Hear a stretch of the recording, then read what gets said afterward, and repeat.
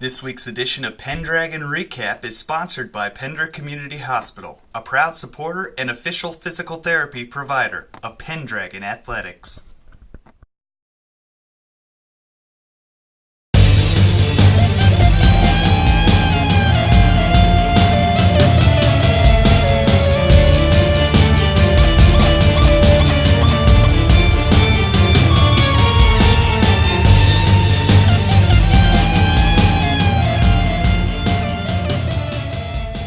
Pender had a tough time getting anything going Friday night as the Pendragons fell to 0-3 on the year after a 72-13 loss to Class D1 No. 4 Creighton. Senior Benny Oliver provided the Dragons with their only score in the first half with this quarterback sneak, while freshman James Benson gave Pender its only other touchdown midway through the fourth quarter. Pender head coach Josh Warren talked with us on Tuesday about the game and what's next for the Pendragons. Head coach Josh Warren joins us right now after Friday night's 72-13 loss at home to Creighton. Talk about some of the good things that happened in that game. I know it was a high-scoring affair, kind of one-sided, but you were able to get some younger guys in, get them time to play, and talk about how that experience is going to help them down the road. Yeah, one thing that that we did good was that first drive.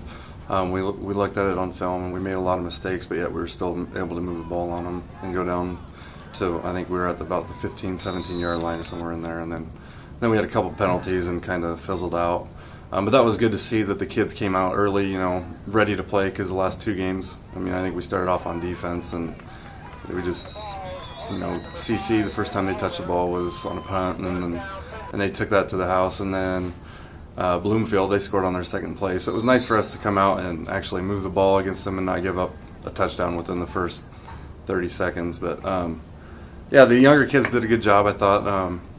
We have a lot of youth on our team, a lot of inexperience. So I think it's always good when we get kids in to play. And a lot of the JV, we're getting a lot of reps in the JV games as well. So hopefully we're developing the kids. So with the number of the younger guys coming in, at halftime you set a number of your stars, they never came back in. Did they understand that, it's a good standpoint because, you don't risk injury for games that, this one was kind of pretty well done. Give the other guys a chance and it'll make the younger guys better and help them if somebody goes down in a future game. Did they understand, or did some of them, say, hey, I still want to play? Well, yeah. I know Benny Oliver didn't play at all the second half, and he was pretty upset with it because he's a competitor. So, but I think they understand with the the injury to Jacob on the very last play against Bloomfield. It kind of made us more wary of things like that. We can't lose. We don't have a lot of depth at a lot of positions, so we can't really lose a lot more many more kids for us to be successful. So another good thing that came out of the game. I know it's kind of a moral victory, but 13 points were scored on Creighton. No one scored that much on them yet this year, so he scored 2 touchdowns on them, and especially on that first drive, he showed that you could run on them, you could pass them, you could really take it down the field. And they ran really a quick kind of offense that was just unset. So, for you guys to be able to do that right away and get down the field and show that you could work the offense, it was good to see. Going into this coming game on Friday, you'll be on the road at Winnebago, taking on the Indians, another team that's undefeated, but they really haven't seen the challenges that you've faced. They've defeated Osmond, Cedar Bluffs, and I believe Omaha Nation was their first game of the season. So they've beaten them pretty handily, but those teams aren't really the caliber of GACC, Bloomfield, and then this past week with Creighton. Talk about going into their house and defeating an undefeated team. Well, anytime you play an undefeated team, you're going to have to look at where your strong points and where you can attack them from. But yeah, you look at our records. We haven't played a team with a loss on our record, and they haven't played a team with a win. But hopefully, we don't underlook these guys, we mentally focused and are ready to get that first win. And hopefully, the kids come prepared and work hard this week. The combined record of their opponents so far is 0-10. I know you're 0-3, but we don't know the competition that those other teams face either. But we know that your team's been challenged. What's going to be the biggest challenge coming into this week, knowing that you haven't won yet, and the hunger I know is getting stronger and stronger and wanting to win this one. How do you get them focused? And especially since last year, you shouldn't look that way, but some people might think, oh, we beat these guys by 30 last year. It's going to be a walk in the park. Well, no, it's the new year. So how do you keep them focused as they head towards possibly a very winnable game? Well, we have, what do we have now? 3 kids that played varsity football last year that were a part of that game. So I think that's good for us because we don't have a lot of those kids looking at last year's game.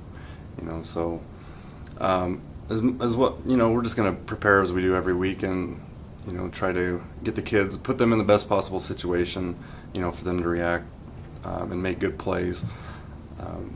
As far as focus goes, that just comes from the kids. I think they need to be in the mindset that they know they can do this. And coming off those 3 tough losses, I think they'll be ready for it. They'll be hungry, like you said.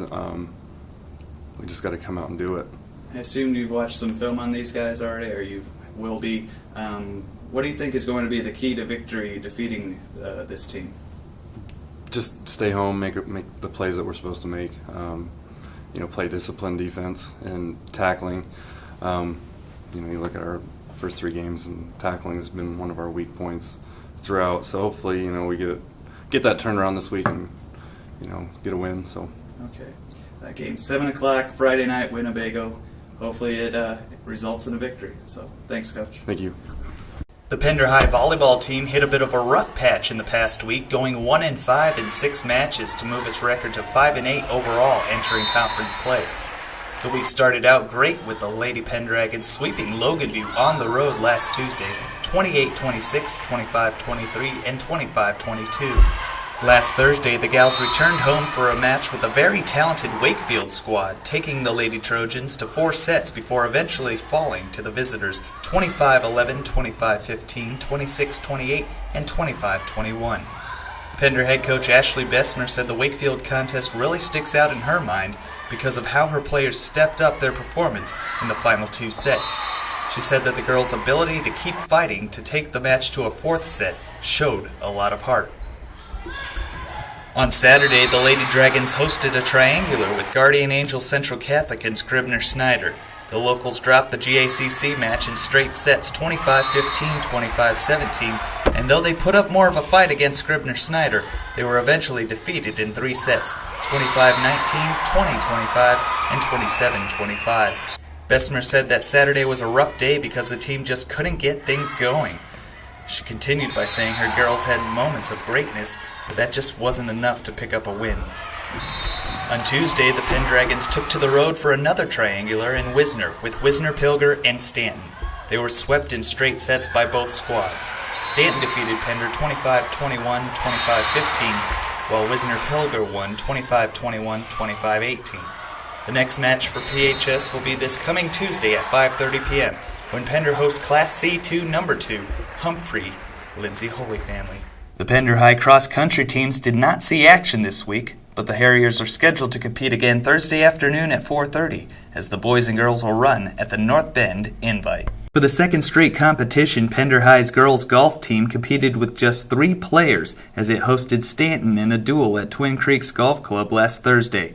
Pender's Shelby Anderson had the top finish among all 8 golfers who competed, scoring a 50.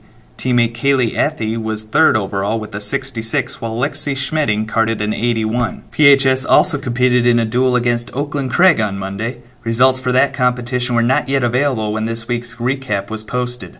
The Lady Pendragon golfers will take to the links again Thursday afternoon as they host a duel against Takema Herman at 3:30.